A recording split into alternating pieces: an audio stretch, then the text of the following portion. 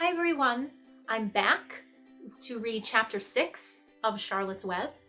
And if we want to do a quick little review of what we read about in chapter 5, you might remember that in chapter 5, Wilbur met his new friend, who was a gray spider who has a web up in the corner of the doorway that leads out into his yard. And his new friend's name is Charlotte, and Wilbur is a little concerned because Charlotte likes to drink the blood from bugs. So let's start chapter 6 now, and chapter 6 is titled Summer Days. The early summer days on a farm are the happiest and fairest days of the year. Lilacs bloom and make the air sweet and then fade. Apple blossoms come with the lilacs, and the bees visit around among apple trees. The days grow warm and soft. School ends, and children have time to play and to fish for trout in the brook. Avery often brought a trout home in his pocket, warm and stiff and ready to be fried for supper. Now that school was over, Fern visited the barn almost every day to sit quietly on her stool. The animals treated her as an equal. The sheep lay calmly at her feet. Around the 1st of July, the workhorses were hitched to the mowing machine, and Mr. Zuckerman climbed into the seat and drove into the field. All morning you could hear the rattle of the machine as it went round and round, while the tall grass fell down behind the cutter bar in long green swaths.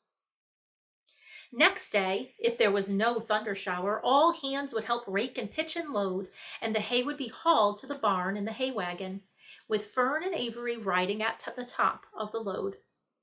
Then the hay would be hoisted, sweet and warm, into the big loft until the whole barn seemed like a wonderful bed of timothy and clover. Timothy is sometimes a name that we hear for a boy. Timothy, the nickname is Tim. But in this case, Timothy, it's written with a lowercase t, is actually the name of a type of grass. It was fine to jump in and perfect to hide in. And sometimes Avery would find a little grass snake in the hay and would add it to the other things he had in his pocket. Early summer days are a jubilee time for birds. In the fields around the house, in the barn, in the woods, and in the swamp, everywhere love and songs and nests and eggs. From the edge of the wood, the white-throated sparrow, which must come all the way from Boston, calls, "Oh, Peabody, Peabody, Peabody." On an apple bough, the phoebe teeters and wags its tail and says, "Phoebe, Phoebe." The song sparrow, who knows how brief and lovely life is, says, "Sweet, sweet, sweet, sweet interlude, sweet, sweet, sweet, sweet interlude." If you enter the barn, the swallows swoop down from their nests and scold, "Cheeky, cheeky," they say. In early summer, there are plenty of things for a child to eat and drink and suck and chew. Dandelion stems are full of milk. Clover heads are loaded with nectar. The Frigidaire is full of ice-cold drinks. Frigidaire is an old-fashioned name for a refrigerator. Frigidaire was a company who made a lot of refrigerators, and a lot of people, even if their refrigerator wasn't by that company, just called it a Frigidaire. Everywhere you look is life. Even the little ball of spit on the weed stalk, if you poke at it, has a green worm inside it. And on the underside of the leaf of the potato vine are the bright orange eggs of the potato bug. It was on a day in early summer that the goose eggs hatched. This was an important event in the barn cellar. Fern was there, sitting on her stool when it happened. Except for the goose herself, Charlotte was the first to know that the goslings had at last arrived. The goose knew a day in advance if they were coming. She could hear their weak voices calling from inside the egg. She knew that they were in a desperately cramped position inside the shell and were most anxious to break through and get out. So she sat quite still and talked less than usual. When the first gosling poked its gray-green head through the goose's feathers and looked around, Charlotte spied it and made the announcement. I'm sure, she said, that every one of us here will be gratified to learn that after 4 weeks of unremitting effort and patience on the part of our friend the goose, she now has something to show for it. The goslings have arrived.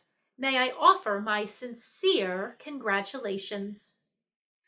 Thank you, thank you, thank you, said the goose, nodding and bowing shamelessly. Thank you, said the gander. Congratulations, shouted Wilbur. How many goslings are there? I can only see one. There are 7, said the goose. Fine, said Charlotte. 7 is a lucky number. Luck had nothing to do with this, said the goose. It was good management and hard work. At this point, Templeton showed his nose from his hiding place under Wilbur's trough. He glanced at Fern, then crept cautiously toward the goose, keeping close to the wall. Everyone watched him, for he was not well liked, not trusted. Look, he began in his sharp voice, you say you have 7 goslings. There were 8 eggs. What happened to the other egg? Why didn't it hatch? It's a dud, I guess, said the goose. What are you going to do with it? Continued Templeton, his little round, beady eyes fixed on the goose. You can have it, replied the goose. Roll it away and add it to that nasty collection of yours.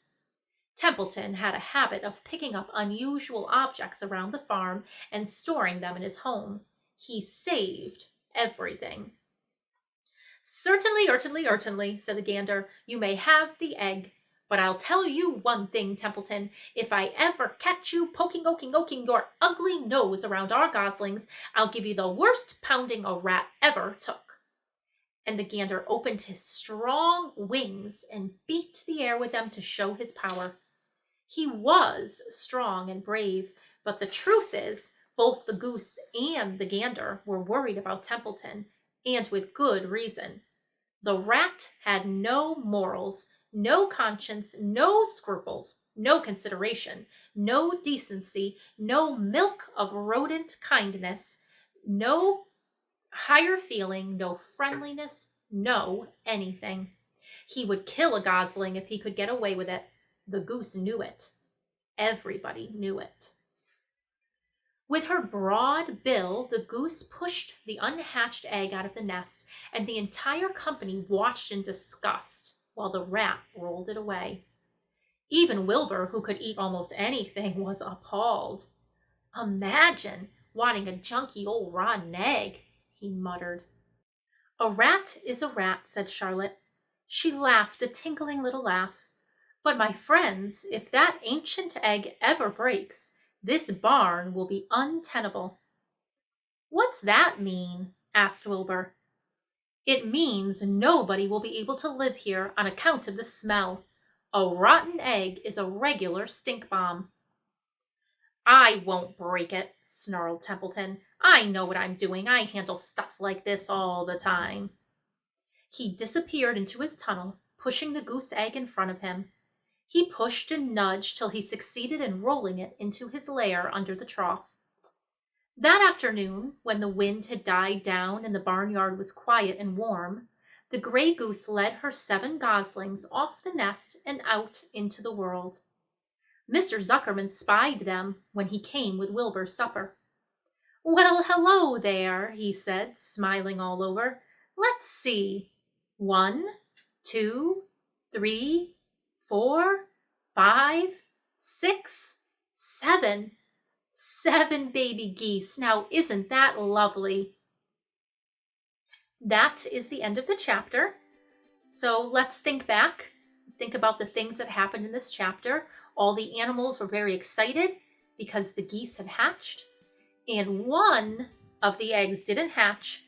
And the geese decided that Templeton could take that egg because he liked to collect things.